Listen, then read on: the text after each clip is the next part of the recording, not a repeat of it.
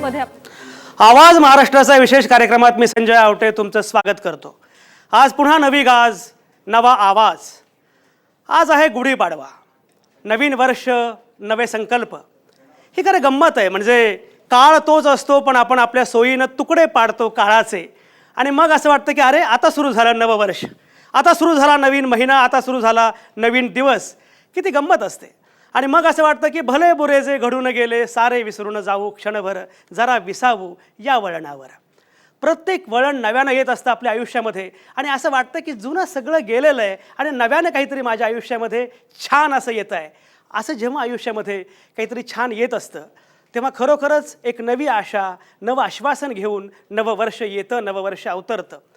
असं जेव्हा नववर्ष आज येतं आहे तेव्हा निश्चितपणे मनामध्ये खूप संकल्प आहेत, खूप विकल्प आहेत, खूप प्रकल्प आहेत. आणि हे माहिती आहे की गेल्या वर्षामध्ये सुद्धा असे अनेक होते संकल्प, असे अनेक होते विकल्प की जे नाहीच गेले सिद्धीला. पण तरीही आशा मरत नाही. ती कायम जिवंत असते, जागती असते. ती या वर्षात सुद्धा आपल्यासोबत असते, आपली सोबत करते ती. म्हणून तर जगतो आपण एवढं छान, एवढं धुमाधार. बाकी काही झालं तरी जगण्यात मौज असते आणि जगण्यातली ही मौज कधीच नाही जात, कधीच नाही हरवत. ही गंमत आहे. नववर्ष असं छान येतं आहे. आणि नवं वर्ष येत असताना मी असा विचार करत होतो की काय वेगळं करता येईल. अडचण अशी असते की वर्ष नवं येतं पण शेवटी टेलिव्हिजन तोच असतो, चॅनल तेच असतं, आवाज महाराष्ट्राचा तोच असतो, संजय आवटे पण तेच असतात. तेच तेच तेच काहीतरी बदल केला पाहिजे, काहीतरी वेगळं झालं पाहिजे. कार्यक्रमात पण वेगळं काहीतरी केलं पाहिजे, काहीतरी गंमत केली पाहिजे, काहीतरी मजा केली पाहिजे. पण म्हणजे काय करायचं. बरं, गंमत अशी आहे की मजा करावी, वेगळं काही करावं असं आपल्याला वाटत असतं. पण आपण जे नियमितपणे करत असतो तेही तेवढंच महत्त्वाचं असतं. अशावेळी नियमितपणा जपायचा आणि तरीही नाविन्याचा सोस. कारण नाविन्य म्हणजे नियमितपणाला भिरकावून देणं असं पण नसतं. नियमितपणा पण असतो, नाविन्य पण असतं. या सगळ्यासह आपण जात असतो पुढं पुढं. मी पण पुढं पुढं चाललो आहे. ऐ योगिनी, हाय. हॅलो, क्या बात है. नमस्कार. What a surprise. कशी आहेस. मस्त मजेत. तुम्ही कसे आहात. छान. काय चाललंय. नवीन थिएटर करती आहे. अरे मी आत्ताच म्हटलं की नवीन वगैरे काहीतरी नाविन्याचं. तर कसलं थिएटर कसलं करतेस. नाविन्याचं थिएटर आहे थिएटर ऑफ रिलेव्हन्स. अच्छा, थिएटर ऑफ रिलेव्हन्स. येस. हे काय असतं बुवा. थिएटर ऑफ रिलेव्हन्स हे असं आहे की मुळात मला वाटतं समाजामध्ये वैचारिक परिवर्तन घडवून आणणारं एक थिएटर की जे समाजामध्ये नवीन विचार, नवीन उत्क्रांती घेऊन येतं. असं म्हणजे कले थ्रू आपण कसं वैचारिक बदल आणि परिवर्तन घडवून आणू शकतो समाजामध्ये. मला वाटतं हे सांगणारं ते थिएटर ज्याच्याशी माझी 1-1.5 वर्ष गंमत सांगतो. तुला माहिती असेल किंवा नसेल पण हा आपला कार्यक्रम शुद्ध मराठीत कार्यक्रम आहे. म्हणजे तू जे काही बोलतेस ते काही मला कळलंच नाही. म्हणून म्हटलं की आपल्या प्रेक्षकांना, श्रोत्यांना कळलं पाहिजे की का. म्हणजे मी फारच शुद्ध मराठीत बोलते आणि आपले सुजाण प्रेक्षक आहेत सगळे आणि आवाजचे तर अत्यंत सुजाण आहे. अच्छा, बरं. नाही, पण मला एक सांग की नवीन वर्षाच्या शुभेच्छा आपण सगळ्यांना देतोय, सगळ्या प्रेक्षकांना देतोय, महाराष्ट्राला देतोय. आणि अशा वेळी आपण गप्पा मारतो आहोत नाविन्याच्या थिएटरबद्दल, theatre of relevance. Theatre of रिलेव्हन्सबद्दल. मला एक कायम याच्यामध्ये उत्सुकता आहे, कुतूहल आहे. याची 2 कारणं आहेत. एक तर मी कम्युनिकेशनचा विद्यार्थी आहे, जर्नलिझममध्ये आलो, अर्थातच कम्युनिकेशनचा विद्यार्थी आहे. त्यामुळे कम्युनिकेशनबद्दल मला आस्था आहे, कुतूहल आहे. क्रमांक 1. दुसरं म्हणजे मी स्वतः डिप्लोमा इन ड्रॅमॅटिक्स केलेलं आहे. त्यामुळे नाट्यशास्त्र शिकत असताना मी खूप प्रयोग बघितले नाटकांच्या अनुषंगानं. खूप वेगळे प्रयोग, रतन थिय्यामपासून ते अनेक प्रयोग बघितले. पण हा जो प्रयोग आहे TOR तू म्हणते थिएटर ऑफ रिलेव्हन्स, हा काय आहे नक्की. म्हणजे कशा पद्धतीनं की हे म्हणजे TOR आहे किंवा हे म्हणजे थिएटर ऑफ रिलेव्हन्स आहे, हे कसं ओळखायचं. परिवर्तन झालं की ओळखायचं. परिवर्तन झालं की ओळखायचं. पण असं काही एखादं उदाहरण देता येईल का. कारण लोकांना कसं आहे की सोदाहरण स्पष्ट केल्याशिवाय कळत नाही. कारण आपण किती वेळ बोलत बसलो तरी सुद्धा हे नक्की काय आहे हे जरा मला वाटतं बघणं महत्त्वाचं आहे. असं काही नक्कीच. हे मला वाटतं जसं तुम्ही म्हणालात सोदाहरण स्पष्ट करावं, तर मला वाटतं आधी थिएटर ऑफ रिलेव्हन्सची नाटकं काय आहेत हे समजून घेणं तर अत्यंत महत्त्वाचं आहे. आणि त्यातही एखादा जर परफॉर्मन्स पाहायला मिळाला त्या नाटकाचा तर दुग्ध शर्करा योग असेल. शक्यता आहे आता. अगदीच आहे. म्हणूनच मी संपूर्ण तयारीनिशी आले. आजचं नववर्षाचं स्वागत धूम धडाक्यात करायचं हे ठरलेलंच होतं सर. त्यामुळे मी ठरवलंच की आता तुम्हाला भेटायला येते आवाजमध्ये, तर मी नक्कीच माझ्या संपूर्ण थिएटर ऑफ रिलेव्हन्सच्या माझ्या मित्रमैत्रिणींना घेऊन आले आहे आणि तुझ्यासोबत जी टीम आलेली आहे त्या टीमचं जरा काही ओळख करून देशील, नावं सांगशील. नक्कीच नक्कीच. अश्विनी नांदेडकर जी थिएटर ऑफ रिलेव्हन्सची प्रॅक्टिशनर आहे, कोमल खामकर, सायली पावसकर आणि तुषार म्हस्के आज आपल्या भेटीला येणार आहेत आणि स्वतः योगिनी चौक सुद्धा. नमस्कार योगिनी चौक. नमस्कार. अश्विनीची गंमत अशी, अश्विनी नांदेडकर त्या दिवशी आली माझ्याकडे आणि मला सांगायला लागली की काय आहे थिएटर ऑफ रिलेव्हन्स, आणि तिने जे काही एकदम व्याख्यान सुरू केलं मला एकदम ड्रामॅटिकच्या क्लासला बसलोय असं वाटलं. पण पण पण कसं आहे ना सर, मला काय वाटतं की आपण जेव्हा एखादा एक नवीन अनुभव घेतो तर लहान मुलाला जी ती कुतूहलता असते त्या कुतूहलाने आपण तिथपर्यंत पोहोचतो. आणि आई आई अगं आज मी चंद्र पाहिला. आईसाठी चंद्र मोठा नसतोच, पण त्या बाळासाठी तो मोठा असतो जो तो पहिल्यांदा पाहत असतो. आणि जेव्हा तो बाळ तो सांगतो तेव्हा त्याची जी काही उत्सुकता असेल त्याच उत्सुकतेने मी आणि अश्विनी तुमच्यापर्यंत आलो. अगदी खरं. आईन्स्टाईन असं म्हणाला होता की जर तुम्हाला नवं ज्ञान मिळवायचं असेल तर तुमच्यातलं कुतूहल कायम जिवंत असलं पाहिजे, तुमच्यातलं लहान मूल कायम जिवंत असलं पाहिजे. मला पुलंनी रवींद्रनाथ टागोरांवर 3 व्याख्यानं दिली होती पुणे विद्यापीठामध्ये. त्याचा एक संग्रह आलेला आहे. त्यात पु ल देशपांडे असं म्हणतात की झंकारणाऱ्या तारा मनामध्ये असणं हे माणूस असण्याचं पहिलं लक्षण आहे, पण झंकारणाऱ्या त्या तारांचा आवाजच हळूहळू बाकीच्या कोलाहलात ऐकू येत नाही. अगदी खरं. हा बाकी कोलाहल असताना सुद्धा त्या आपल्या तारा ऐकू येणं हे फार महत्त्वाचं. तुला माहिती असेल की आवाजचा समारोप करताना मी नेहमी सांगतो तुमच्या आतल्या आवाजासह पाहत आणि ऐकत राहा आवाज महाराष्ट्राचा. मला असं वाटतं की हा आतला आवाज असं कदाचित हे थिएटर ऑफ रिलेव्हन्स असण्याची शक्यता आहे. अगदी बरोबर. पण तुझे जे सगळे सहकारी कलाकार आहेत मला असं वाटतं की त्यांनी जर काही परफॉर्म केलं तर कदाचित त्याचा नीटपणे अंदाज आणि ऑफकोर्स तुमच्यासाठी आणखीन क्रीम ऑफ आईस्क्रीम असं मी घेऊन आलेले आहे. आमचे थिएटर ऑफ रिलेव्हन्सचे जे निर्माते आहेत, जे जनक आहेत, ते स्वतः जागतिक रंगचिंतक आणि तत्ववेत्ते मंजुल भारद्वाज. डोंट टेल मी, क्या बात है. Yes, wonderful. म्हणजे खरोखरच गुरु आणि आम्हा सर्वांचे गुरु मंजुल भारद्वाजही आपल्या भेटीला येणार आहेत. पण मला वाटतं त्याआधी आमच्या थिएटर ऑफ रिलेव्हन्सच्या गर्भ हे मंजुल भारद्वाज लिखित दिग्दर्शित नाटकाची एक झलक होऊन जाऊ दे सर. ज्या मंजुल भारद्वाजांनी रंगभाषेची नवी गुढी उभारली ते मंजुल भारद्वाज येत आहेत आणि त्यांनी स्वतःहून जे काही सगळे प्रयोग केले ते त्यांच्याकडून आपण ऐकणार आहोत. हे फारच महत्त्वाचं आहे, कारण ज्या पद्धतीचा रंगचिंतक आपल्याला लाभला आहे आणि मुख्य म्हणजे मराठीमध्ये सुद्धा ती ज्या प्रकारची मांडणी मंजुल भारद्वाज करत असतात ही मांडणी खरंच महत्त्वाची आहे. महाराष्ट्रातल्या सगळ्या प्रेक्षकांना मला खात्री पूर्णपणे की ही मांडणी कमालीची आवडणार आहे. आपल्याला हा परफॉर्मन्स आत्ता बघायचा आहेच. बघूयात आपण काय आहे ते.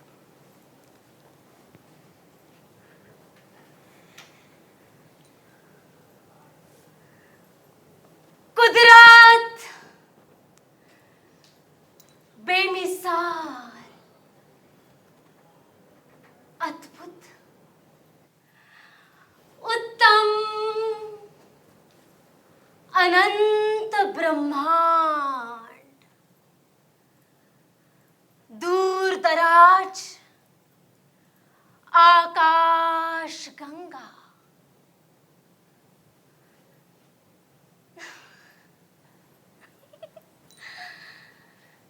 सितारे, नक्षत्र, ग्रह, उपग्रह,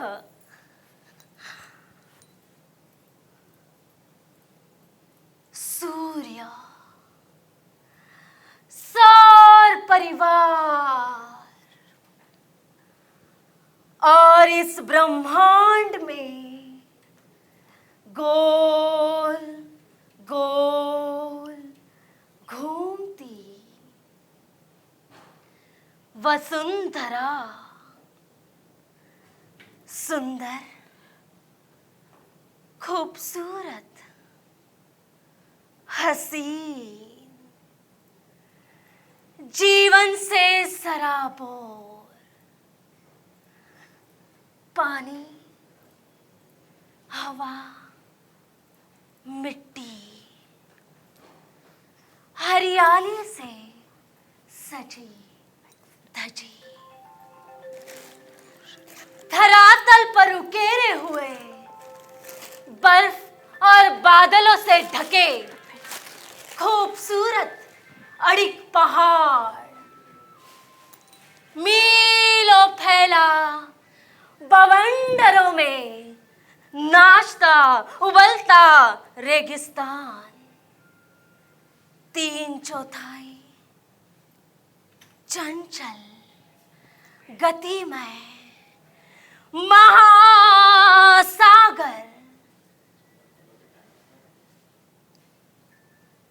1 टुकड़ा चांद,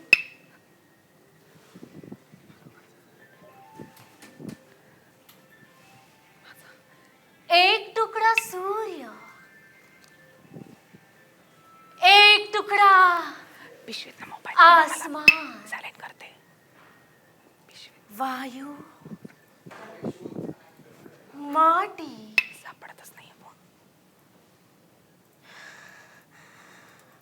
पंचतत्व,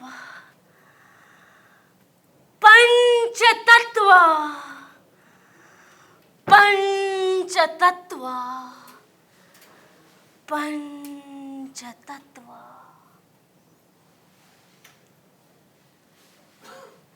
टिंग।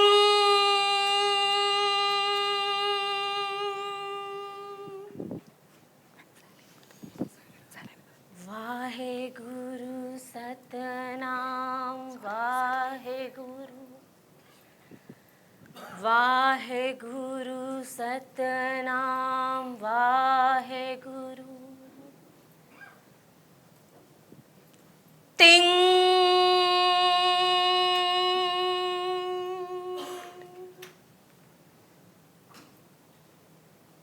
अल्लाहु अकबर, अल्लाह,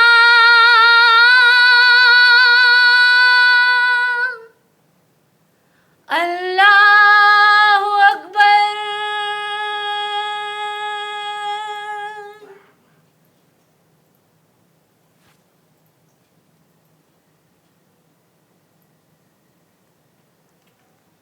टिंग।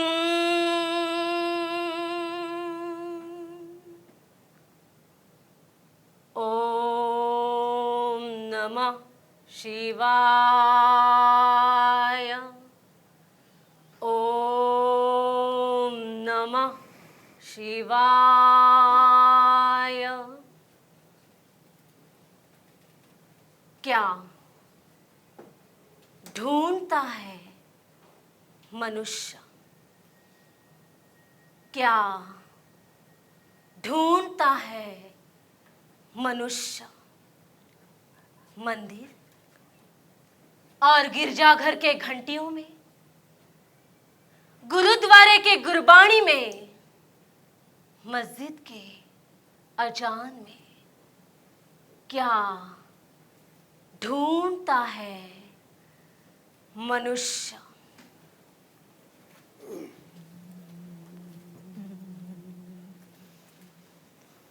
निर्णय।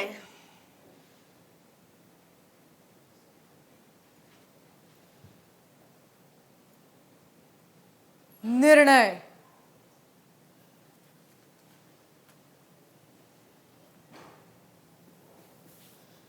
निर्णय।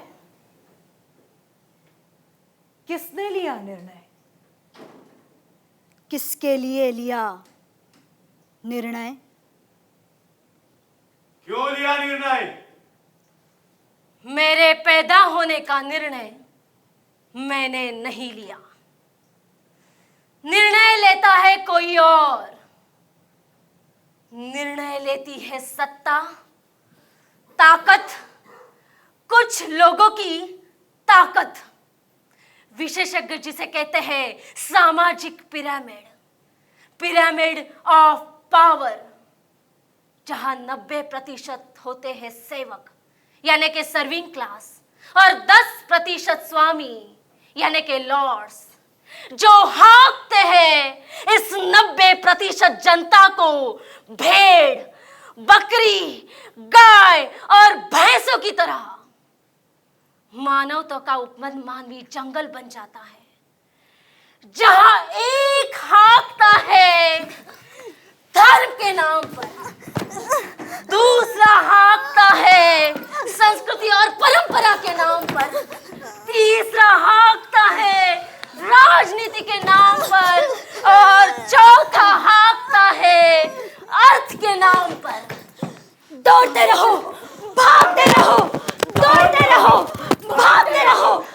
धर्म, जात, राज्य, राजनीति, अर्थ और देश के नाम पर जहां इंसान सर उठाकर ना चल सके,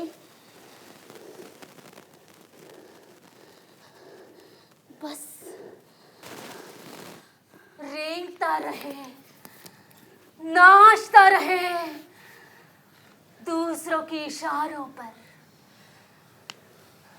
रेंगता रहे कीड़े मकोड़ों की तरह। अपना निर्णय खुद ना ले सके, जब रेंगना ही है तो बाहर क्यों? मैं सुरक्षित हूं अपने माँ के गर्भ में।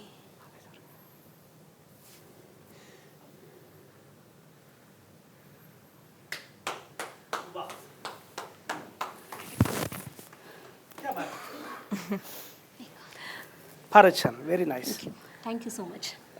अश्विनी, हा सगळा जो प्रयोग होता, एक तर नक्कीच आहे की या सगळ्या प्रयोगातून एक मेसेज द्यायचा होता. काय होता नक्की तो? गर्भ हे नाटक मी सर्वात पहिले सांगेल तर मला स्वतःला या नाटकाने खूप बदलवलं. या नाटकामध्ये एका माणसाचा प्रवास आहे की जसं कुदरत म्हणजे निसर्ग, प्रकृती यापासून, या पंचतत्वापासून माणसाचा जन्म होतो. किती सुंदर प्रक्रिया आहे ही. पण ह्या सुंदर प्रक्रियेनंतर ज्यावेळी माणूस जन्म घेतो तर त्याच्या आयुष्यात कुठली कुठली आव्हानं येत जातात. म्हणजे अगदी ती शाळेपासून त्याच्या मृत्यूपर्यंत. मग शाळेमध्ये ती स्पर्धा, ते कॉम्पिटिशन, आपलं अस्तित्व, ते सगळ्यामध्ये त्यानंतर तो विषय पोहोचतो अगदी बॉम्बस्फोट, मार्क्सवाद, पुंजीवाद इथपर्यंत. म्हणजे आज घराबाहेर पडताना सुद्धा भीती वाटते की मी परत येईल की नाही. सो इथपर्यंत त्याचं आयुष्य जातं. तर हे सगळं बघून हा लेखक बोलतोय की मी गर्भातच सुरक्षित आहे, मला बाहेर नाही यायचं. पण या गर्भात पण मी सुरक्षित आहे का? इथे सुद्धा मला छैनी, हातोडी याने मारलं जात आहे. मग मी गर्भातच बरं आहे. पण एवढं सगळं होऊन सुद्धा तो माणूस बोलतो की जीवन खूप सुंदर आहे, कारण त्याच्याकडे आशा आहे, होप्स आहे. फारच वेगळ्या प्रकारचं असं हे नाटक आहे खरं म्हणजे. आणि मला स्वतःला असं वाटतं की त्यातला जो सामाजिक पिरॅमिडचा उल्लेख केलेला आहे की कोणी संस्कृतीच्या नावाखाली, कोणी जातीच्या नावाखाली सांस्कृतिक ठेकेदारीचा जो उल्लेख आहे, मला असं वाटतं की सध्याच्या राजकारणाचा एकूण प्रवास जर बघितला अशा वेळी तर मंजुल भारद्वाज जे सांगू पाहत आहेत ते फारच महत्त्वाचं आहे की प्रत्येकजण काहीतरी जातीमुळे, धर्मामुळे, संस्कृतीमुळे ठेकेदारी करू बघतो आणि त्या सगळ्या जगण्यावर नियंत्रण लादू बघतो. अशा वेळी एक विमुक्त माणूस आपली एक भूमिका मांडतो. आणि गर्भातला मुद्दाही तेवढाच महत्त्वाचा आहे की कदाचित मी गर्भात सुरक्षित आहे, बाहेर मी असुरक्षित आहे. पण म्हैसाळमध्ये जाऊन मी एक कार्यक्रम केला होता की म्हैसाळमध्ये आपण बघितलं की गर्भातही तुम्ही सुरक्षित नाही आहात. त्यामुळे हे खूपच एका अर्थानं गर्भापासून ते पूर्ण मानवी अस्तित्वाबद्दल भाष्य करणारं असं हे नाटक आहे. मी खरं आहे म्हणजे मगाशी जेव्हा योगिनी तू सुरुवात केलीस आणि सुरुवातीला म्हणालीस तेव्हा मी जरा गमतीनं बघितलं या सगळ्या प्रकाराकडे. पण आता हे बघितल्यानंतर मला असं वाटतं की I have to be serious. आणि मला खात्री आहे की ज्यांनी हे बघितलं असेल त्या प्रत्येकाला असं वाटलं असेल की हे फार गंभीरपणे समजून घेण्याचं प्रकरण आहे. ही फार गंभीर गोष्ट आहे. Theatre of relevance. मुळात सर मला इथे नमूद करावं असं वाटेल की मी गर्भ हे नाटक पाहिलं आणि अनहद नाद या नाटकामध्ये तर आम्ही सगळ्यांनी मिळून प्रवासच केला एक संपूर्ण. मंजुल भारद्वाज यांच्या नाटकांकडे पाहिलं की खरोखरच ती पाहिली काय, वाचली काय, अत्यंत अंतर्मुख करणारी नाटकं आहेत. आणि ती नाटकं तुम्हाला काही सांगू पाहता, तो लेखक तुमच्याशी बोलू पाहतो. मला वाटतं या ज्या गोंधळामध्ये आपण असतो, आपण मुळात आपला आतला आवाजच कधी ऐकत नसतो. आतला काय बाहेर लेखक आपल्याशी बोलू पाहतो आहे, नाटकातून बोलू पाहतो आहे आणि तो अंतर्मुख सुद्धा बोलू पाहतो आहे. त्यामुळे ही सगळी चर्चा आपल्याला करायची आहेच. पण मंजुल भारद्वाज एकूण या सगळ्या संदर्भात काय विचार करतायत, काय चिंतन करतायत, थिएटर ऑफ रेलेव्हन्स नावाची नवी सैद्धांतिक मांडणी रंगभूमीच्या निमित्तानं ज्या माणसानं मांडली त्या थिएटर ऑफ रेलेव्हन्सचा उद्गाता असा एक रंगचिंतक आपल्यासोबत आहे. मला मंजुल भारद्वाज यांच्यासोबत गप्पा मारायच्यात, बोलायचं आहे. तुम्ही कुठेच जाऊ नका. आता या क्षणी मी घेतोय एक छोटासा break.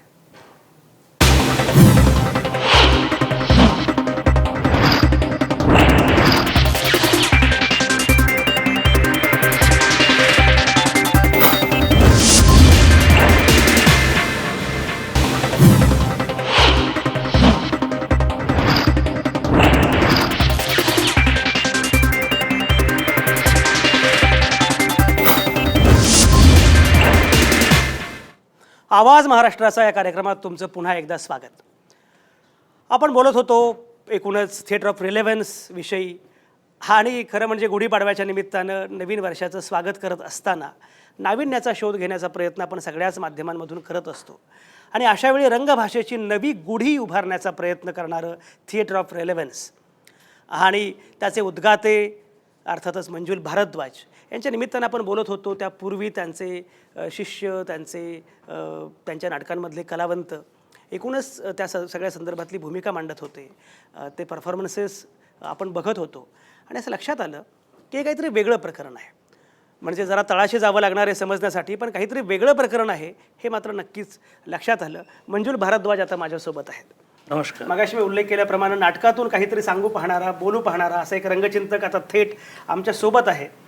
Manjul Bharadwaj, theatre of relevance याच्या अनुषंगानं मी बरंच ऐकलं आहे आणि प्रामुख्याने योगिनी मला कायम सांगत असते. आत्ता मी काही परफॉर्मन्सेससुद्धा बघितले आणि एकूण ज्या प्रकारे ती मांडणी आहे हे वेगळं आहे, म्हणजे काहीतरी वेगळं आहे, पण नक्की काय आहे तुम्ही काय सांगाल? थिएटर ऑफ रेलेव्हन्स हे नाट्य सिद्धांत आहे आणि नाट्य सिद्धांत म्हणजे मी बोललो की सिद्धांत आहे म्हणून ते सिद्धांत होत नाही, कारण सिद्धांताचे तत्व असतात आणि थिएटर ऑफ रेलेव्हन्स याचा अर्थच या नावामध्ये आहे.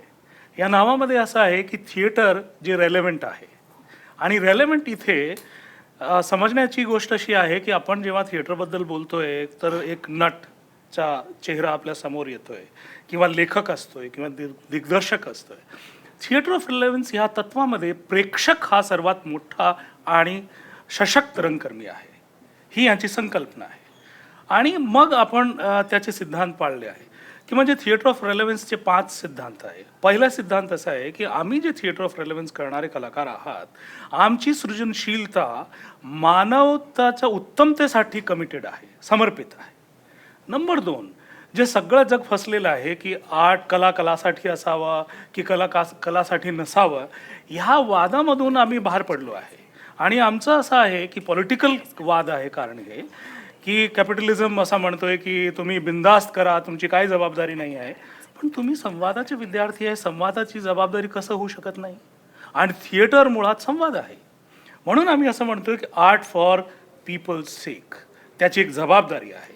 तिसरा असा आहे की आपण सगळे एक शब्द आहे एंटरटेनमेंट किंवा करमणूक आपण असं म्हणतोय, तर ही बिगनिंग आहे थिएटरची. कोणती कलाची हे बिगनिंग आहे की प्रेक्षक किंवा बघणारा आपल्याशी जोडावं, संबंध साधावा, त्यांनी चांगला वाटावा, पण हे अंतिम ध्येय नाही आहे थिएटरचं. म्हणून हा तिसरा तत्व असा बोलतो की आम्ही ई म्हणजे एंटरटेनमेंटपासून सुरू करणार आणि एम्पॉवरमेंटपर्यंत घेऊन जाणार आहे. म्हणजे ही जे थिएटर ऑफ रेलेव्हन्स तत्व आहे, ह्यामध्ये कलाकार येतात कारण त्यांना चांगलं वाटतात, पण जेव्हा परफॉर्मन्स केल्यानंतर, सगळी प्रक्रियामध्ये गेल्यानंतर ते सक्षम होऊन जातात. सक्षमचा असा अर्थ नाही आहे इथे की तुमचे 10 हात होऊन जातात, तुमचे वेगळं काही होऊन जातात. म्हणजे मुळात काय आहे, दृष्टी बदलते. चौथा असा आहे की आम्ही फक्त संवादासाठी किंवा नाटक करण्यासाठी नाटक करत नाही आहोत, आम्ही तसं जगतोय. म्हणजे की आपण जे लोकांना सांगतोय तुम्ही असं जगा, आपण आयुष्यात जगतोय. आणि 5वी जे महत्वाची अशी आहे की it's a medium for people's voice. जैसे आपने अभी प्रोग्राम रखा है की ये आवाज महाराष्ट्राचा, तर सगळे प्रेक्षकाचा आवाज आहे. हे 5 जे तत्व आहे ते सगळे जे नाट्य सिद्धांत आहे त्यापेक्षा वेगळे आहे. हे तात्विक बाजू झाली. 2 मुद्दे मला 2 शंका याच्या निमित्तानं येतात. एक म्हणजे तुम्ही सांगता की थिएटर ऑफ रेलेव्हन्स, एक बघा म्हणजे आम्ही मीडिया शिकणारे आणि शिकवणारे लोक आहोत. आम्ही साधारणपणे असं म्हणतो की मीडिया 3 R वर चालतो, that is relevance, revenue and reach. त्यामुळे रेलेव्हन्स इज एव्हरीवेअर, तो असतोच. मग तुम्हाला असं म्हणायचं का की बाकीची नाटकं इरेलेव्हंट आहेत? हा पहिला मुद्दा. दुसरा मुद्दा असा की आम्ही जे नाटकातनं सांगू पाहतो तेच आम्ही जगतो, हे माझ्या लेखी इलॉजिकल आहे. कारण समजा मला हिटलरवर नाटक करायचं आहे आणि मी हिटलरचा रोल करतो आहे, तर मी काही हिटलरसारखं जगण्याची आवश्यकता नाही आहे. मी माझा रोल करतो आहे ते वेगळं आहे. म्हणजे मी दारू पितो की नाही हा वेगळा मुद्दा आहे, आणि मी गांधींचा रोल करायचा की नाही हा वेगळा मुद्दा आहे. माझी दारूबद्दलची आपली भूमिका असेल, गांधींची आपली भूमिका आहे. माझं म्हणणं असं आहे की त्यावेळी त्या भूमिकेमध्ये जाणं हा वेगळा मुद्दा आहे. ती जगण्याची शैली व्हावी अशा प्रकारची अपेक्षा जेव्हा आपण करतो तेव्हा मूळ नाटक या संकल्पनेपासूनच आपण दूर जातो असं वाटत नाही का? या 2 शंका आहेत. असं नाही आहे. म्हणून तत्वामध्ये फरक आहे. एक काय आहे की आपण नाचतोय, गातोय, गाणं म्हणताय, त्याचा हुनर माझ्याकडे आहे, ती मी सगळ्यांना दाखवतोय, या हुनरामुळे मी कलाकार आहे, तर आपली चुकीची समज आहे. एक दुसरा इथेच आहे की थिएटर ऑफ रेलेव्हन्सचं तत्व असं आहे की विध्वंसक आहे की निर्माण करणार आहे. तुम्ही ज्या व्यक्तीचा संदर्भ दिला त्या व्यक्तीचा संदर्भ काळबाह्य होतं का? त्या व्यक्तीचा जे संकल्प होता किंवा नेतृत्व होता त्यातून जगाचा निर्माण झाला की विनाश झाला? याचं सायंटिफिक तुम्ही पाहिला तर एक छोटंसं उदाहरण आहे. आपण श्वसन प्रक्रियेमध्ये श्वास घेतो आणि बाहेर काढतोय. हे कॅटाबॉलिझम मेटाबॉलिझम आहे ना, म्हणजे जडणघडण सतत सातत्याने आहे. पहिली गोष्ट. दुसरी गोष्ट अशी आहे की जेव्हा आपण आर बद्दल बोललोय तर एक आहे रेलेव्हंट असावं आणि दुसरे नाटक रेलेव्हंट आहे की नाही आहे असं यांना पाहणं तात्विक रूपाने बघा. Everything is relevant. ओके. पण एक आहे की धरून की आम्ही जे नाटक प्रयोग सादर करणार आहे जे चुकून रेलेव्हंट होणार नाही आहे. आणि रेलेव्हंट म्हणजे पहिलाच बोललो की प्रेक्षक हा आमच्यासाठी रसिकाव नाही आहे. प्रेक्षक आमच्यासाठी सहसंवादी आहे. आणि जे कला समर्पण आहे ते कलाकार स्वतःचा कलातून ते जे प्रश्न मांडलेले आहे प्रेक्षकाचे ते महत्त्वाचे आहे. याचा अर्थ असा आहे की आपण ज्या स्कूलमध्ये शिकून आलोय आणि जे तुम्ही म्हटलं की मी हिटलरचं रोल केलं आणि मग तसंच जगावं, हे जुना थॉट आहे. आणि तो थॉट का आला आहे जगात, त्याला मेथड ॲक्टिंग आपण म्हणतोय. आणि त्या मेथड ॲक्टिंग स्टॅनिस्लेव्स्कीने ज्या काळात मांडली असेल त्याचा आजूबाजूचा परिसर आपण अभ्यास केला तर असं आहे कदाचित तिकडे नाटक करणारे गंभीर नसणार किंवा ते अनुशासन नसणार, अनुपालन नसणार. मग एक इव्होल्युशन आहे. त्या इव्होल्युशनमध्ये त्या माणसाने ती थ्योरी मांडलेली आहे. आणि आपण शाळेत जेव्हा जातोय आणि मुलांना सांगतो ए फॉर ॲपल, ते पद्धत आहे. पण ए फॉर ॲपल आहे आणि ए फॉर ॲग्रिकल्चर आहे आणि ए फॉर एरोप्लेन आहे आणि ए फॉर ऑथेंटिसिटी आहे. ही व्यापकता जी आहे ती खूप महत्त्वाची आहे. जसं दुसरं आपण मांडलेलं आहे की रेव्हेन्यू म्हणजे माझी स्वतःचे तत्व असे आहे की ह्या महाराष्ट्रामध्ये ज्यांनी संवाद साधला, ओके, त्या माणसाचे मी नाव घेतोय. एक संवाद जे प्रेक्षक पीपल्स ओरिएंटेड, मी खूपसा असा अभ्यास करतोय. बहिणाबाईने गाणं म्हटलेलं आहे. बहिणाबाईने लिहिलेले संसार आहे संसारा, तेव्हा तिचं डोक्यात असं होतं की आम्हाला रेव्हेन्यू भेटावं की नाही भेटावं. तिथं डोक्यात एक होता की दृष्टी आहे ते समग्र आहे आणि ते रेलेव्हंट आहे आणि ते आयुष्यातून निगडीत आली आहे म्हणून ते असावं. दुसरं, आज आपण पॉलिटिकल करंट आहे, स्वच्छता अभियान आपण करतोय आणि माझ्या सगळ्या प्रेक्षकाच्या माध्यमातून ते टॅक्स आम्ही भरतो स्वच्छता कर. पण गाडगे महाराजांनी आयुष्य दिलं आपलं, काही कोणाला स्वच्छता कर लावलं का? सर, ही बघण्याची ते दृष्टी आहे. आणि जे 3 Rs तुम्ही सांगतात हे 1990चं आधी नव्हतं. आणि 1990 खूप महत्त्वाचं वर्ष आहे. कारण जेव्हा बायपोलर वर्ल्ड होता की एक सत्ता होती मार्क्सवादाच्या नावाने आणि एक पुंजीवादाची, ते घसरली. आणि 1990 नंतर आपल्याला एक नवीन धोरण आलं जगण्याचा. आणि तो जगण्याचं धोरण काय आहे, त्याला ग्लोबलायझेशन म्हणतो आपण. आणि इथे रेव्हेन्यूचा आपण शोध घेऊ. ते रेव्हेन्यू असा होता की सेकंड वर्ल्ड वॉर नंतर तुम्ही जे उल्लेख केला आहे त्याचा अगोदर माणसाचे जे संवाद साधण्याचे 3 तत्व होते. एक म्हणजे कला, दुसरं म्हणजे धर्म आणि मग व्यापार येत होता. आणि 1950 मध्ये एक गॅट झालं. मग ते 1990-92-94 पर्यंत ते WTO झालं. आणि त्यांनी तत्वामध्ये जे फार बदल केलेला आहे ते म्हणजे खरीदो आणि बेचो. म्हणजे आता कला नाही, आता संस्कृती नाही, आता धर्म नाही, आता जो बिकेगा वो टिकेगा. हा जे संवाद आहे यातून काय झालं, हा माणुसकीचा ह्रास आहे, हा विकास नाही आहे. कारण तुम्ही विकतात म्हणजे आम्हाला तुम्ही यासाठी बोलवलं की आम्ही विकतोय. रेव्हेन्यू तुम्हाला काय भेटणार हे विचार होता की आज गुढीचा किंवा नवीन वर्षाच्या निमित्ताने आम्ही नवीन कसं नाटक किंवा एक नाटकात एक नवीन सिद्धांत आहे ते लोकांना सांगू. पण बघा म्हणजे याच्यामध्ये एक मुद्दा असा आहे की मंजुल भारद्वाज आज महाराष्ट्राशी बोलतायत आणि बोलू शकतायत. याचं कारण जागतिकीकरणामुळे जी तंत्रज्ञानाची क्रांती झाली त्यामुळेच बोलू शकतायत. कदाचित जागतिकीकरण आणि ही तंत्रज्ञानाची क्रांती झाली नसती तर या प्रकारे आपल्याला असा संवाद करताही आला नसता. हे पण चांगले पैलू आहे, त्याच्याकडे आपण बघणार. मी चांगले पैलू एक असं आहे की चांगलं आणि वाईट आपण कसं पाहतोय. एक केवळ रेव्हेन्यू ओरिएंटेड होऊन जाणं आहे ना. मी 24 तासाचा आपला चॅनल आहे, त्यामध्ये 1 तास आपण एक रेलेव्हंट बोलतोय, बाकी रेव्हेन्यूचं बोलतोय.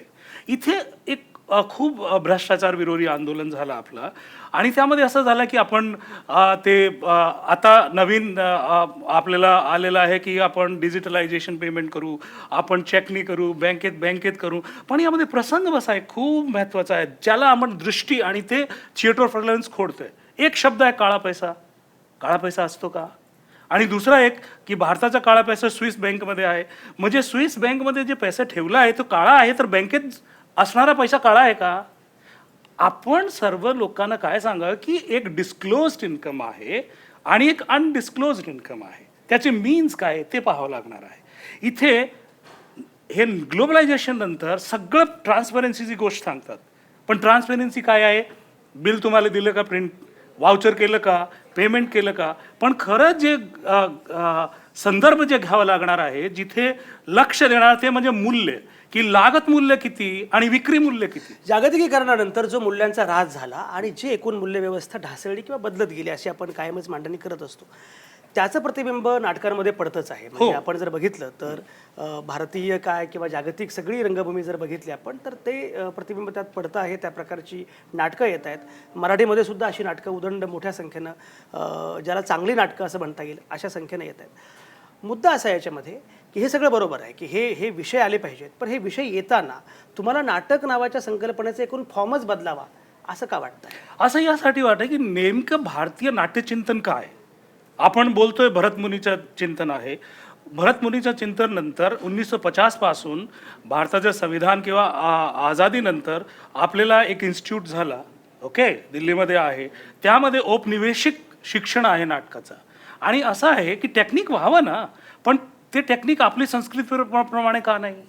आपल्याला आज जे ऑडिटोरियम दिसतात ते भारतीय परंपरेचं ऑडिटोरियम आहे का?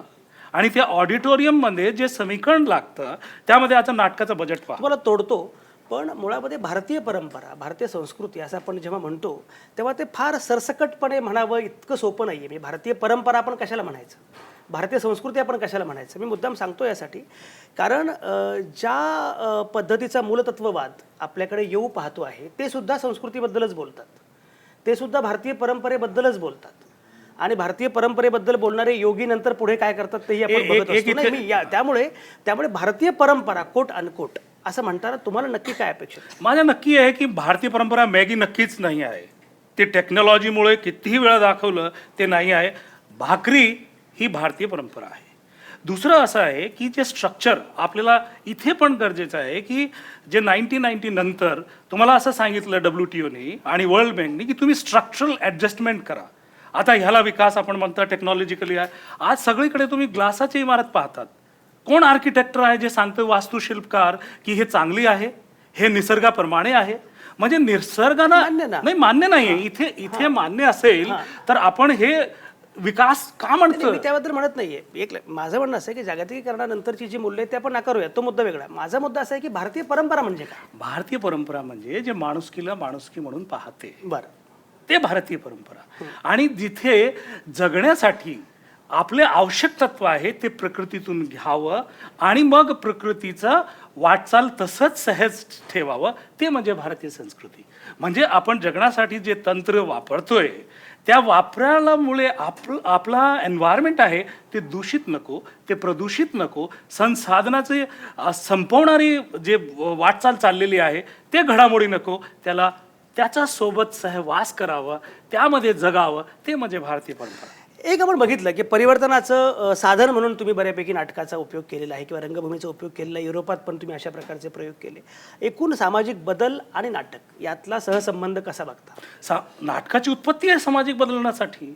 तुम्ही कोणताही जे मायथॉलॉजिकल किंवा भरत मुनीच्या त्यामध्ये प्रस्तावना पहा किंवा इव्होल्युशन थिओरीमध्ये पहा की जेव्हा माणूस ह्या विकासामुळे इव्होल्युशनरी त्यामध्ये शिकारवर आधारित होता, तेव्हा तो जात होता शिकाराला आणि 4 माणूस आले नाही परत, त्यांना सांगण्यासाठी ते नाटकच करत होते. म्हणजे मुळात माणुसकी वाचवणे आणि त्यासाठी संवाद साधणे हेच नाटकाचे ध्येय आहे. जसं आपण एकमेकाशी खूप गूढ चर्चा करतोय, प्रेक्षक आपला पाहतात, त्यांना हा आनंद आणि ते एकमेक सांगड आहे ना, म्हणून पाहतोय. एक शेवटचा मुद्दा, खरं म्हणजे मला विस्तारानं तुमच्याशी बोलायला आवडेल आणि फार सविस्तरपणे ही मुलाखत झाली पाहिजे.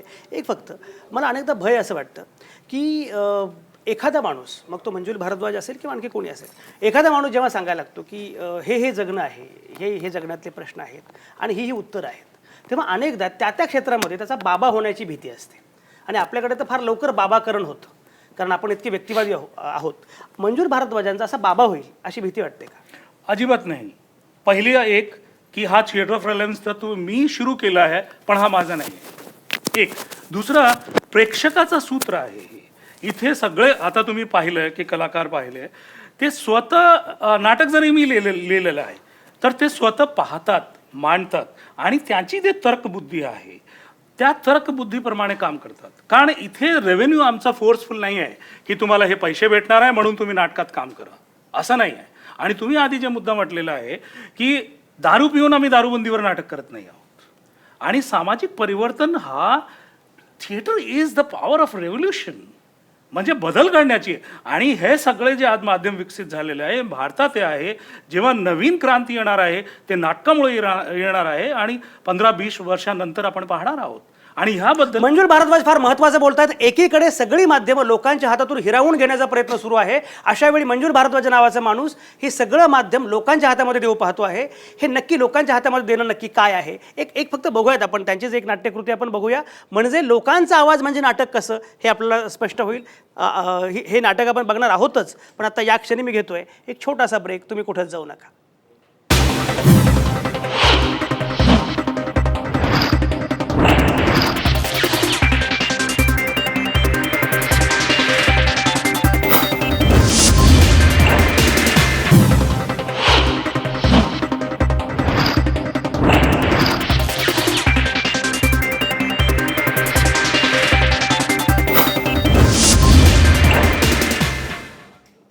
आवाज महाराष्ट्राचा विशेष कार्यक्रमात तुमचं पुन्हा एकदा स्वागत. गुढीपाडव्याच्या निमित्तानं नाविन्याचं थिएटर ऑफ रिलेव्हन्स आणि त्याच्या अनुषंगाने ती सगळी प्रक्रिया काय आहे हे शोधण्याचा, हे बघण्याचा प्रयत्न आपण करतोय. मगाशी मंजुल भारद्वाज मांडणी करत होते की हे काय आहे. सगळ्यात महत्त्वाचं म्हणजे, जरी त्यांना मी अनेक वेगवेगळे प्रश्न विचारत होतो, पण त्यातला त्यांचा मुद्दा फार महत्त्वाचा होता. त्यांचा मुद्दा असा होता की माध्यम लोकांच्या हातात देणं. एकीकडे माध्यमं लोकांच्या हातातून जात आहेत, अशावेळी नाटक नावाचं माध्यम सशक्तपणे लोकांच्या हातामध्ये देणं आणि नाटकातला खरा रंगकर्मी हे लोक आहेत हे सांगणं, वी द पीपल, लोकांची शक्ती, ही खूपच मोठी गोष्ट आहे. हा मोठा प्रयोग आहे.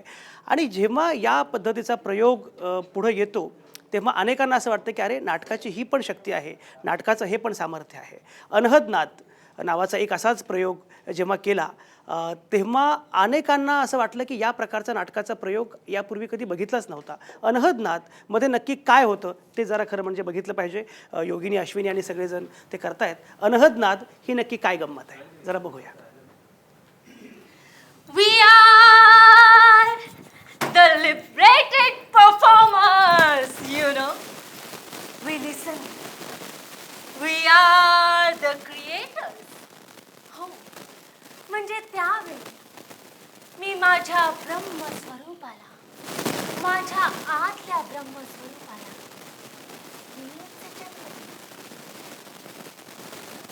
कोणी सांगितलं की देवाच्या कृपेने जन्म होतो? एक माणूस माणसाला जन्म देतो, देव नाही करत. आणि ते ब्रह्मस्वरूप म्हणजे कवीची कल्पना, ती मी ऐकली. माझ्या ब्रह्मस्वरूपाला मी ऐकलं. Yes, we are liberators of art. का? मी इंग्रजीमध्ये बोलू शकत नाही? क्यों? हम अंग्रेजी में बोल नहीं सकते? नाही, जगात अशी कोणती भाषा आहे जी आम्ही बोलू शकत नाही? कारण आम्ही माणूस, आणि माणूस जी भाषा बोलतो ती आम्हाला कळते. नाही, हे भाषेवरचं नाटक नाही, ही इव्हॉल्विंग प्रोसेस आहे. अगदी बरोबर ना, ते पक्षी होते. म्हणजे ना, माझ्या मेंदूत जेव्हा तुणतुणं वाजायला लागलं ना, ते पक्षी एकमेकांशी बोलू लागले. इथे काही नवीन आहे, इथे काही नवीन आहे. आणि मला कळलं जगामध्ये माझं असणं शक्य आहे. त्याचा आवाज कोणीतरी ऐकू शकतो. माझ्या ब्रह्मस्वरूपाला मी जागवलंय. हो, तोच पक्षी त्याने साथ दिला माझ्या सत्वाच्या पहिल्या अनुभवाला. अरे सांगण्यासारखं खूप काही आहे. Tweet tweet tweet tweet tweet tweet tweet tweet tweet tweet tweet tweet tweet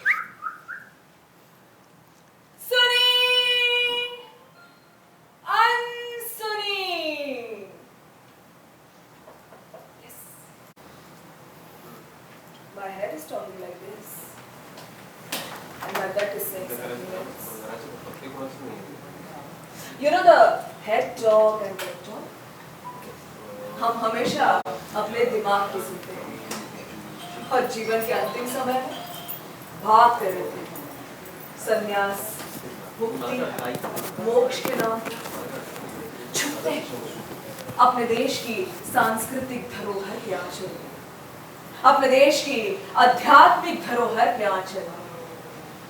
किंतु उस समय, हाँ, उस समय वक्त अपना जीवन जी चुका होता है और शेष होते हैं हमारे कंकाल जो प्रतीक्षारत है अपने पंच तत्व में विलीन होने के लिए.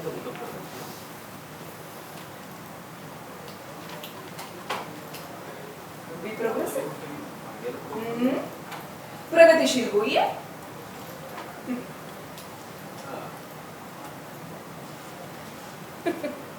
विकास देखिए, विकास विकास.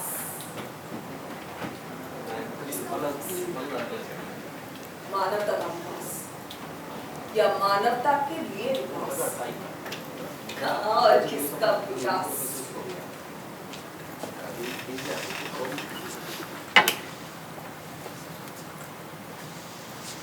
Yes. Yes, I know what you are talking about. Because I have read it. That doesn't mean that you destroy. That doesn't even mean that you are selective. Yes. Yes, I know. I know what you all are talking about. Because I have read, I have seen. And I have lived the whole revolutionary theory of humankind. So what? So what?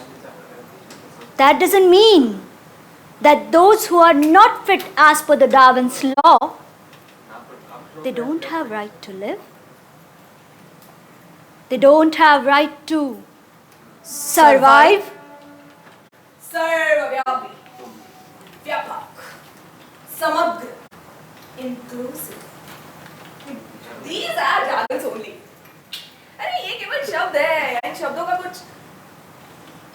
Oh yes, yes, yes. I know you listen. You listen. What you want to listen. Yeah. Yes, and this is the point. आप वही सुनते हो जो आप सुनना चाहते हो. Oh yes, now come on, I know this fact. अब जिसका जन्म हुआ है उसकी मौत तो होगी, लेकिन पैदा होने के बाद मरने तक मानव कैसे रहे? Oh yes, yes, I know values are old-fashioned. Yes, only values for you is a product which is useful for you. Yeah, but have you realized that you are alive so far? ऐसा कौन है?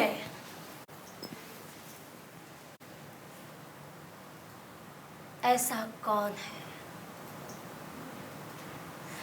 आपका शरीर दुर्योधन की तरह वज्र का नहीं हुआ है, क्योंकि किसी कृष्ण ने किसी एक हिस्से को वज्र होने से बचा लिया था.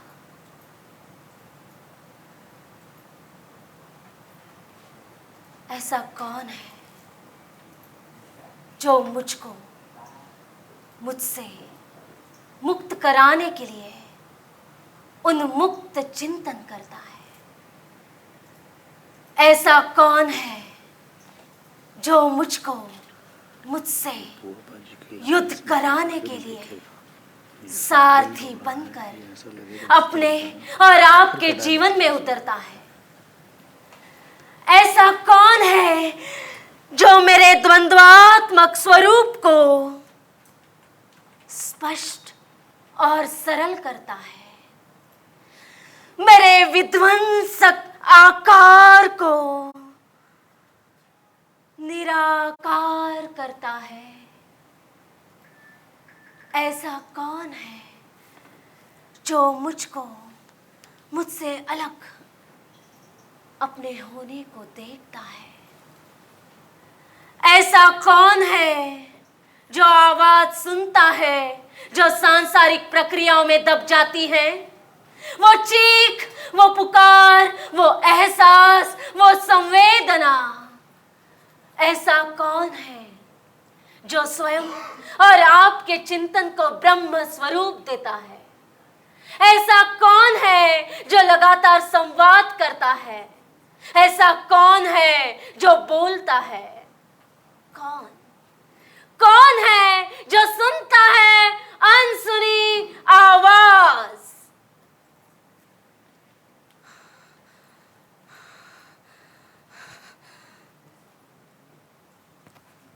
I am that. Yes, I am that. और मैं अपने जीवन के नदी में सतत प्रवाहित हूं।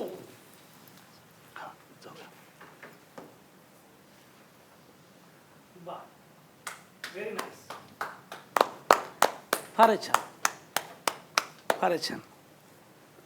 हे जे आहे की विशेषतः शेवटचं वाक्य जे आहे ते फार महत्त्वाचं आहे की मीच तो आहे, मीच ती आहे. खरोखर त्याचं जे अनहद नाद हे जे नाव आहे, काय नक्की त्याच्या मागची भूमिका काय आहे? त्याच्या मागची भूमिका अशी आहे की जेव्हा आपण मगाशी चर्चा करत होतोय की हे कलाकार आहे, ही कला आहे जे माणसाला माणूस म्हणून जगण्याचा प्रेरणा देते, जगण्याची. आणि आज जे ग्लोबलायझेशनमुळे कलाकार काय झालं आहे की ते मेकॅनाइज झालं आहे. त्याला असं दाखवता की एक कॉम्पिटेटिव्ह वर्ल्डमध्ये असं दाखवता की तुम्ही सुपरस्टार होणार, 2 महिने सुपरस्टार राहणार, मग गायब होऊन जाणार. मग 1 लाख यूथ धावपळ करणार, एक सुपरस्टार होऊन जाणार, तो गायब होऊन जाणार. म्हणजे काय? म्हणजे याचा मागचा एकच ध्येय आहे की कलाकार म्हणजे एक मशीन आणि त्याची कला म्हणजे विकणारा एक प्रोडक्ट. आणि त्यामुळे आज कलाकारांची, कलावंताची काय हालत झाली आहे की आज 24 तास किती चॅनल आहे पण एक बॉन्डेड लेबर सारखे कलाकार काम करतात. आणि जे तत्वानी जमत नाही आहे ते लेखक लिहून देतात आणि मग ते एक कर्मचारी म्हणून काम करतात.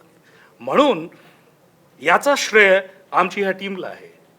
जेव्हा याचे कलाकार माझ्याकडे आले, कारण मी खूप बरेच विषयावर लिहिलं आहे की बालमजुरी विषयावर लिहिलेलं आहे, महिलांच्या विषयावर लिहिलं आहे, सांप्रदायिक दंगली किंवा हे त्याच्यावर लिहिलेलं आहे, नवीन आर्थिक धोरणवर लिहिलेलं आहे, पण कलावंतासाठी मी कधीच लिहिलेलं नाही. तर जेव्हा गर्भचं नाटकाचं अश्विनी नांदेडकर आहे आणि तिचा गर्भचा संवाद जेव्हा योगिनी चौकने पाहिला आणि तिची व्यक्तिगत जर्नी एक असं वाटते की मला कलावंत म्हणून मुक्त व्हायचं आहे. म्हणून जेव्हा ती वर्कशॉपमध्ये आली म्हणून मी विचारलंय तू खरंच होणार आहे?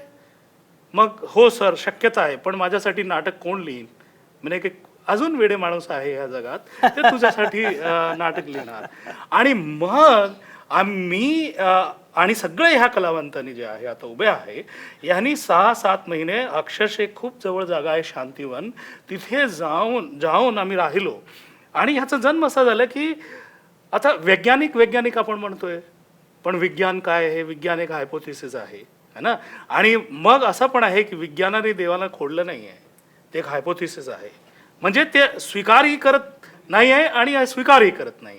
आणि ह्यामध्ये घडामोडी आहे त्याचा जे फायदा उठवतात ते म्हणजे योगी आणि बुवाबाजी जे आपण मगाशी बोलत होतो.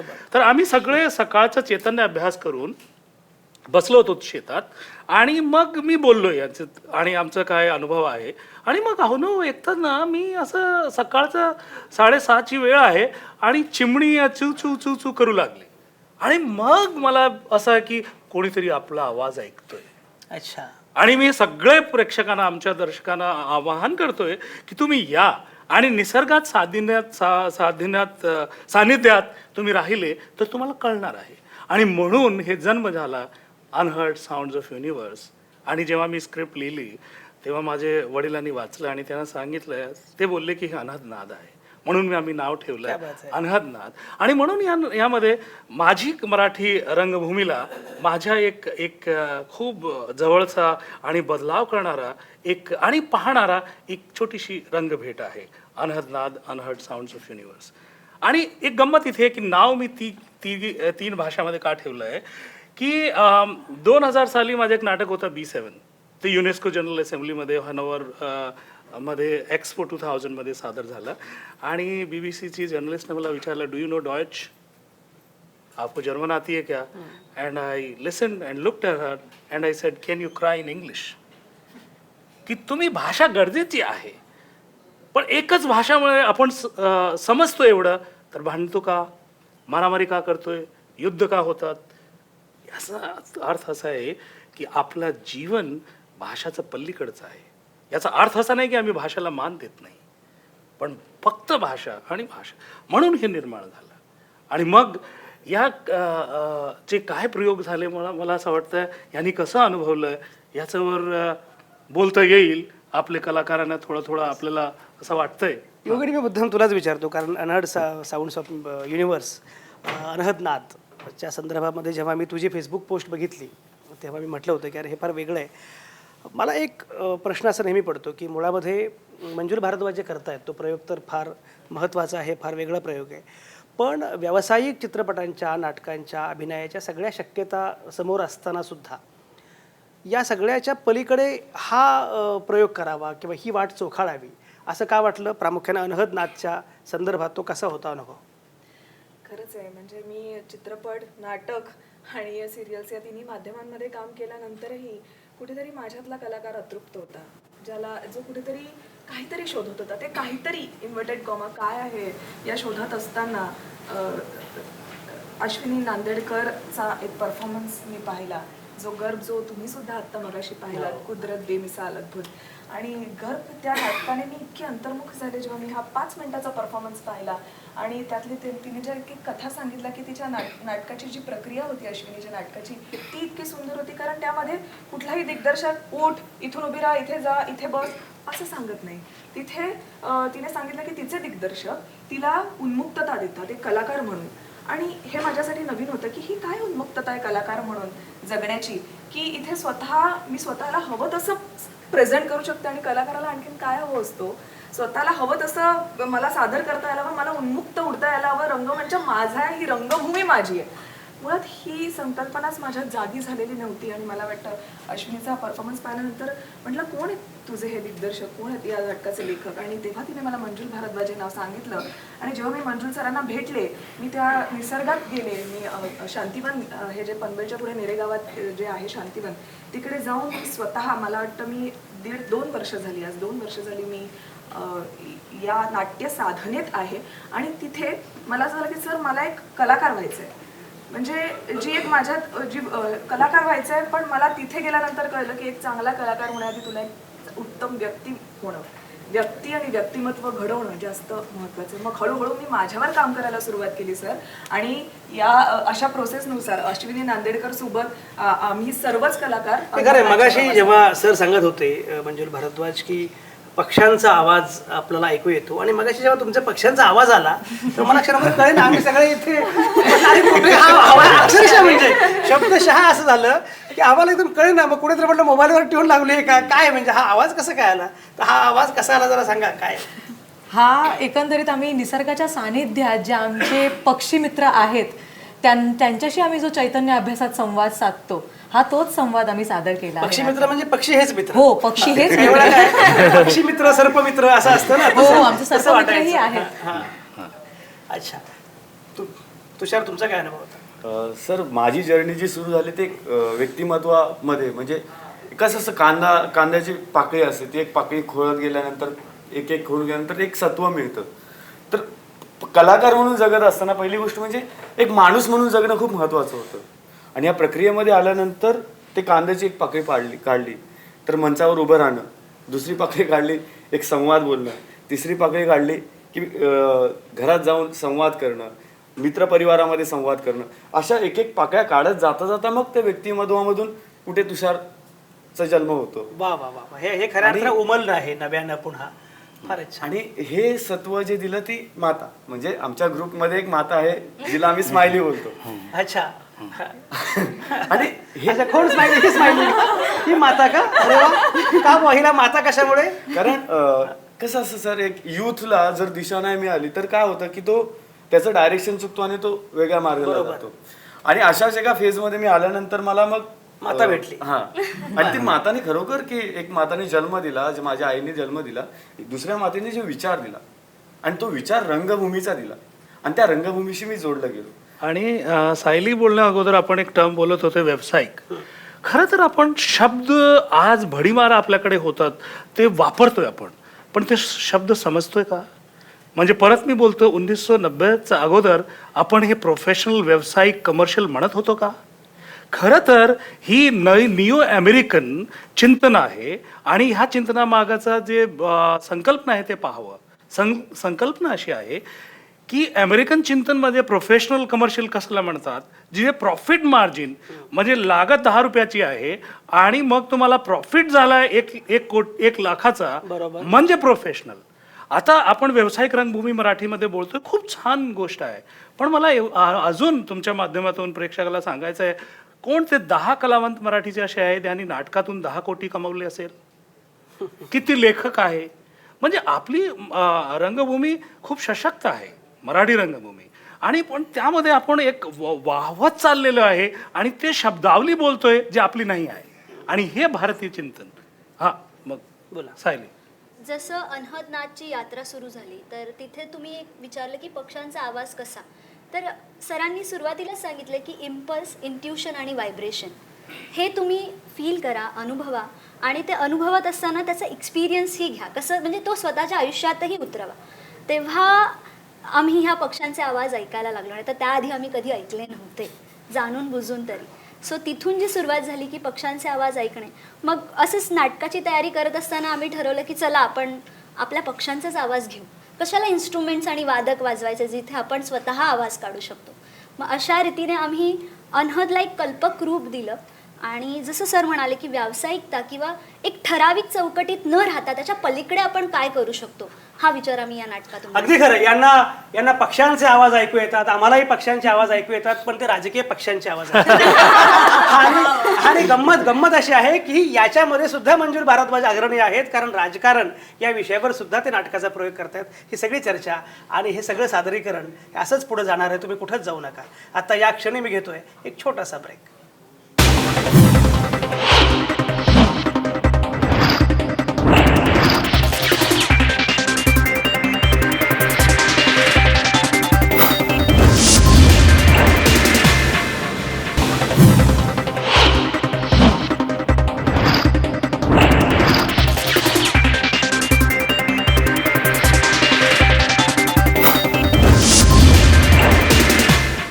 आवाज महाराष्ट्राचा या कार्यक्रमात तुमचं पुन्हा एकदा स्वागत. गुढीपाडव्याच्या निमित्तानं नवीन वर्षाचं स्वागत करताना एक वेगळा प्रयोग आज मी आवाजमध्ये करतो आहे की नाविन्याचा शोध घेणारं असं थिएटर ऑफ रेलेव्हन्स नक्की काय आहे, त्याचे काही प्रयोग आणि त्या थिएटरचे उद्गाते मंजुल भारद्वाज यांच्यासोबत गप्पा की नक्की काय चाललेलं आहे.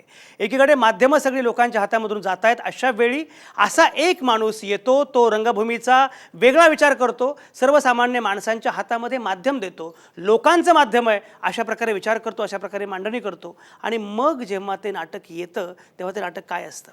मगाशी आपण बघितलं की अनहद नाथ, जेव्हा आपल्याला आतला आवाज ऐकू येऊ लागतो, निसर्गाचा आवाज ऐकू येऊ लागतो, खरं म्हणजे कोलाहल एवढा आहे भोवताली प्रचंड की त्या कोलाहलामध्ये आतलाच काय, निसर्गाचा कुठलाच आवाज ऐकूच येऊ नये. अशा वेळी आतला आवाज ऐकणं, अशा वेळी निसर्गाचा आवाज ऐकणं आणि त्यातून नाटक समृद्ध होणं किती छान प्रक्रिया आहे, किती समृद्ध आहे. ही प्रक्रिया नक्की काय आहे, आणखी एक सादरीकरण बघूया, मग पुन्हा बोलूया.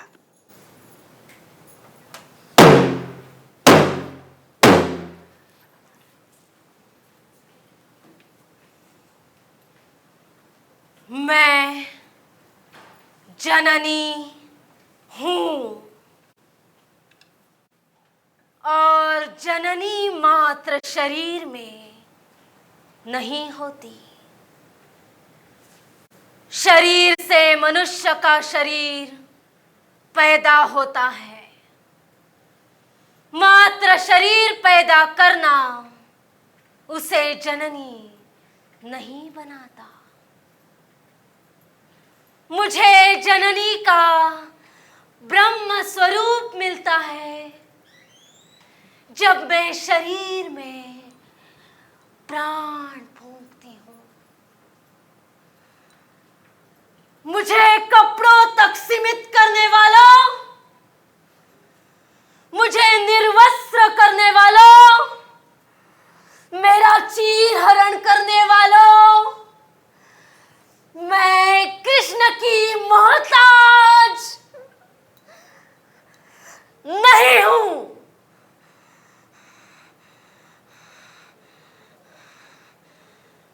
कृष्ण ने मुझे नहीं,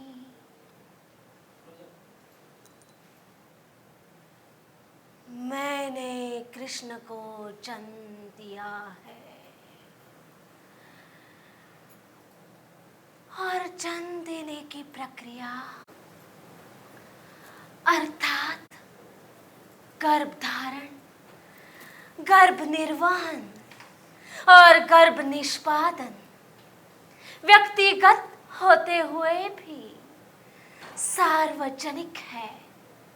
सार्वजनिक खुली प्रक्रिया है.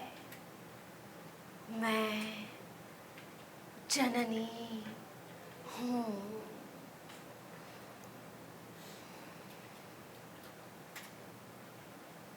ग्रह मुझे प्रभावित नहीं करते, मैं ग्रहों को प्रभावित करती हूँ. मैं हूँ जो बदल रही हूँ नक्षत्रों की दिशाएं. इस अदम्य साहस, हुंकार, सार्वभौमिक दृष्टि और विचारों से नियति को बदलने की ताकत रखती हूँ. मैं जननी हूँ.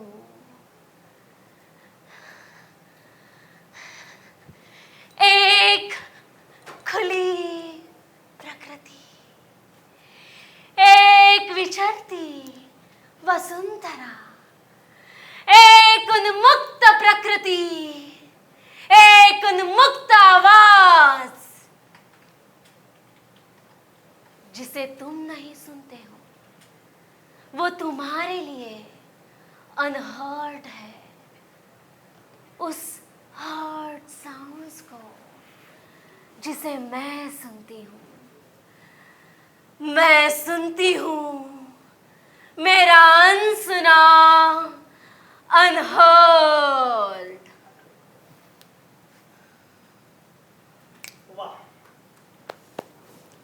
या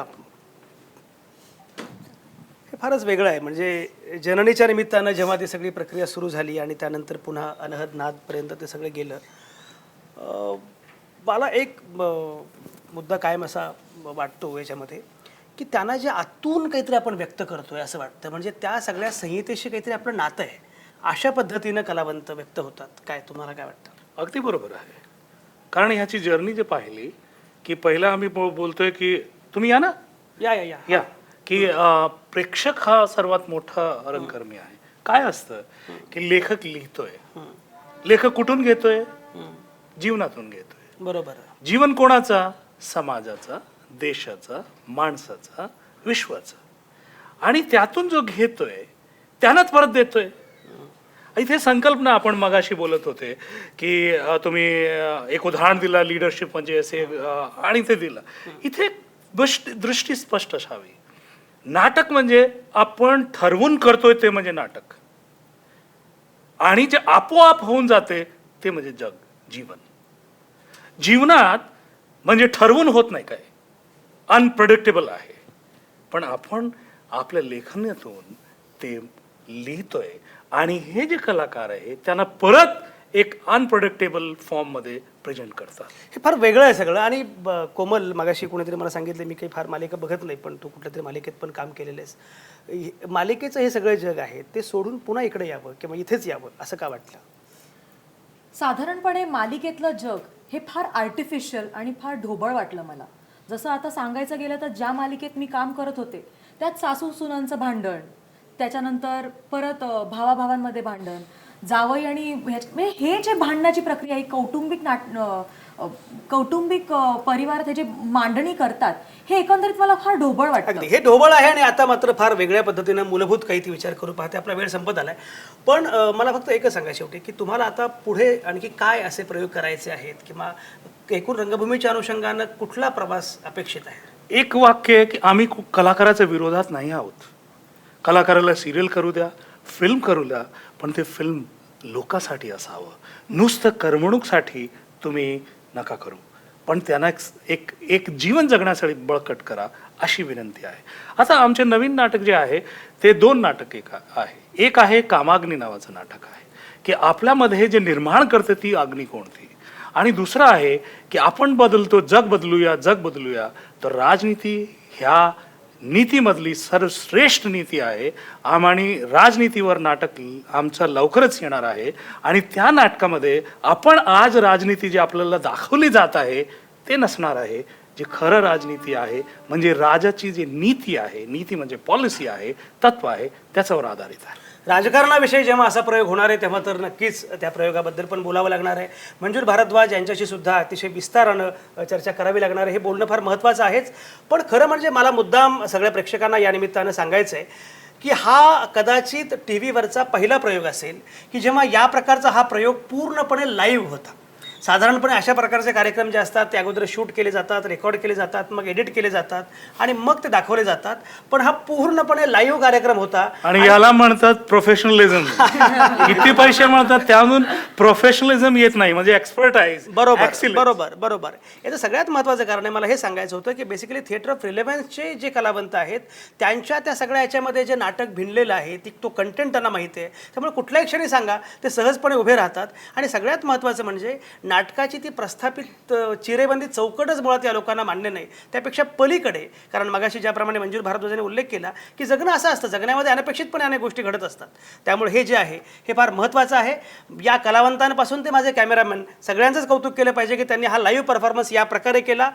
आज मी तर थांबणार आहे, पण शेवटी मला आवाजच्या अनुषंगानं जे तुमचं खास एक स्वगत किंवा गीत आहे ते जरा ऐकवायचं आहे. मी नेहमी असं सांगत असतो की तुमच्या आतल्या आवाज असं पाहत आणि ऐकत राहा, आवाज महाराष्ट्राचा. पण त्याच्याऐवजी कोमलच्या या गीतानं मला समारोप करायचा आहे. ते गाणं कदाचित सगळ्यांनाच आवडेल, ते फार महत्त्वाचं आहे.